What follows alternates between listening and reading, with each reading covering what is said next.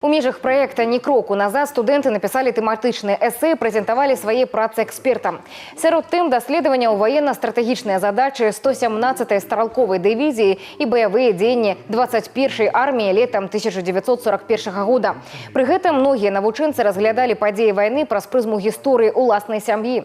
Так, прадзед Романа Олейникова был партизаном и самостойно узял у плен 20 немецких солдат. Лично для меня данная тема очень близка мне, так как мой прадедушка участвовал в действиях Великой Отечественной войны, и мне очень интересно освещать данную тематику. В данном случае конкретно я выбрал гомельское направление, то есть конкретно те боевые действия, которые происходили на территории города Гомеля, как они происходили. Гісторыкі, журналісты і юрысты. Сёння кожны з іх змагаецца з машинай інфармацыйнай хлусні.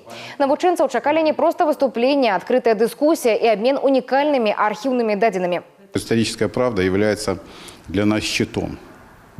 Щитом того, что мы являемся потомками победителей. Что мы сегодня та нация, которая спасла мир от коричневой чумы и дала возможность народам Европы на самоопределение.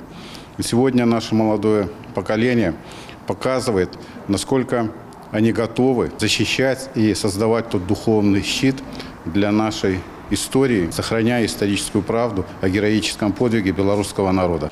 «Ні кроку назад» – новый патрыятычны проект, заснаваны для захавання гістарычнай памяці. Галоўны фокус яго накіраваны на школьнікаў, студэнтаў і маладых спецыялістаў. Менавіта ім трэба будзе абараняць праўду ў медыяпрасторы, у тым ліку пра стварэнне лічбавых архіваў і публікацыю новых даследаванняў.